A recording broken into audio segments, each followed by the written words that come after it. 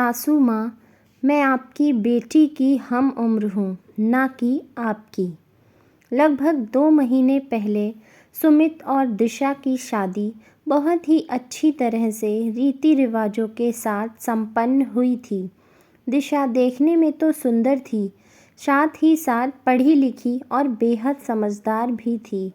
वह खुद एक भरे पूरे परिवार से आई थी, इसलिए रिश्तों को निभाना बखूबी जानती थी।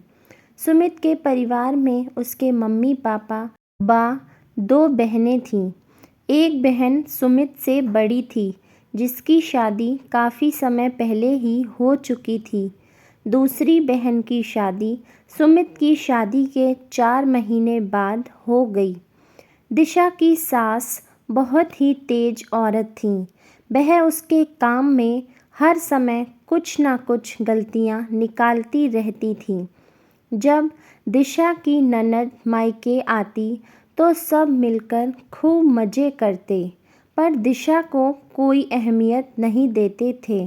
चुपचाप कमरे में बैठकर तीनों खूब बातें करते और दिशा को कुछ ना कुछ खाने के लिए ऑर्डर देते रहते थे, जिसकी वजह से उसका पूरा दिन किचन में ही निकल जाता था।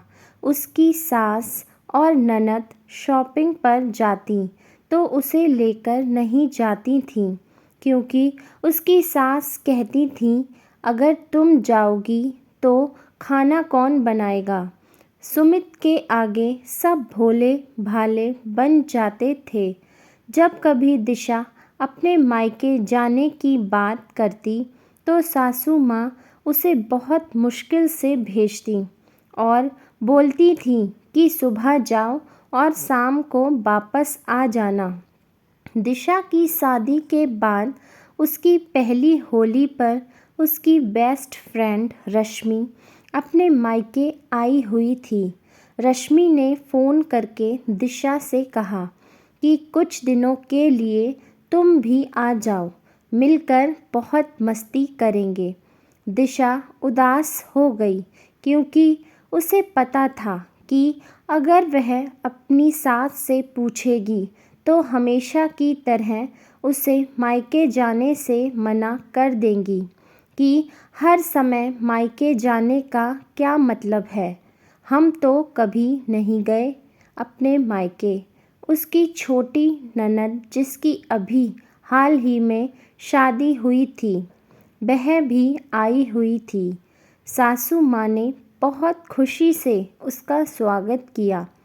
दिशा से पहले ही सारी तैयारियां करवा लीं और बहुत ही खुशी से अपनी बेटी को अपनी हर चीज़ दिखा रही थीं। पर उसकी ननद ने एक बार भी नहीं पूछा कि माँ, भाभी की भी पहली होली है, उन्हें भी मायके भेज दो। दिशा बहुत दुखी हो रही थी। सोच सोच कर उसका दिमाग एक प्रेशर कुकर की तरह हो गया था, जो फटने को तैयार था। फिर उसने सोचा, एक बार सासू माँ से पूछ लेती हूँ। उसने अपनी सास से कहा, मम्मी जी, शादी के बाद मेरी पहली होली है, तो माँ का फ़ोन आया है कि भैया को कब भेजें। यह सुनते ही सासू माँ भड़क गईं और बोली, हमारे यहाँ तो ऐसा कोई रिवाज नहीं है। जब देखो हर समय मायके जाने की पड़ी रहती है। हमें देखो, हम तो कभी नहीं गए अपने मायके। अब दिशा से चुप नहीं रहा गया। उसने कहा, मम्मी जी, छोटी दीदी भी तो आई हैं। इतना सुनकर सासू माँ बहुत गुस्सा हो गईं और कहने लगीं कि उसके ससुराल में कोई रिवाज होगा तभी आई है, हमारे यहाँ तो ऐसा कोई रिवाज नहीं है। अब दिशा के दिमाग का कुकर फट पड़ा। वह बोली, मम्मी जी, आपके रीति रिवाज बहू के लिए अलग और बेटी के लिए अलग क्यों है? कल जब आपने दीदी की सास से बात की थी तो मैंने सुना था, मम्मी जी, आप हमेशा कहती हैं कि आप अपने मायके कभी नहीं गए। ठीक है, शायद आप ना गई हों, लेकिन मैं आपकी उम्र की नहीं बल्कि आपकी बेटी की हम उम्र हूँ। इसलिए मेरे लिए और दीदी के लिए नियम एक जैसे होने चाहिए।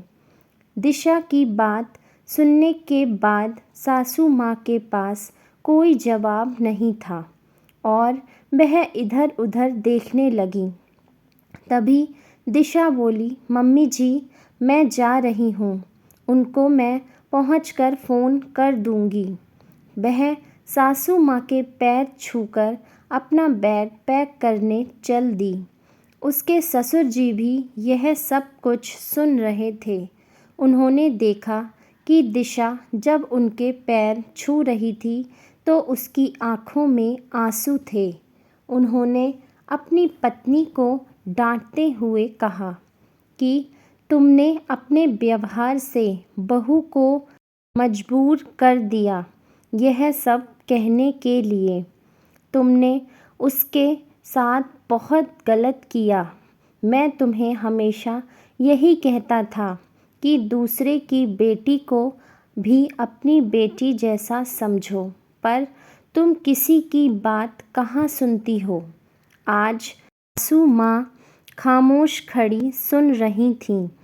जब कोई लड़की शादी करके बहू बन जाती है और ससुराल जाती है तो वहाँ उसे बुज़ुर्गों में क्यों गिना जाने लगता है। तब सारी चीज़ों को उस पर ही क्यों छोड़ दिया जाता है। ऐसा लगता है कि उस सारे रीति रिवाज बस उसी के लिए बने हैं। अगर एक लड़की ससुराल पहुंचकर बहू ना बनकर बेटी बनकर रहे तो इसमें हर्ज ही क्या है। क्यों ससुराल वालों को ऐसा लगता है कि बहू को बेटी बनाकर रखेंगे तो इससे उनकी इज़्ज़त कम हो जाएगी। इस कहानी पर आपकी क्या राय है, हमें कमेंट करके ज़रूर बताएं। यदि कहानी पसंद आई हो तो लाइक करें, शेयर करें और चैनल को सब्सक्राइब करना बिल्कुल भी ना भूलें।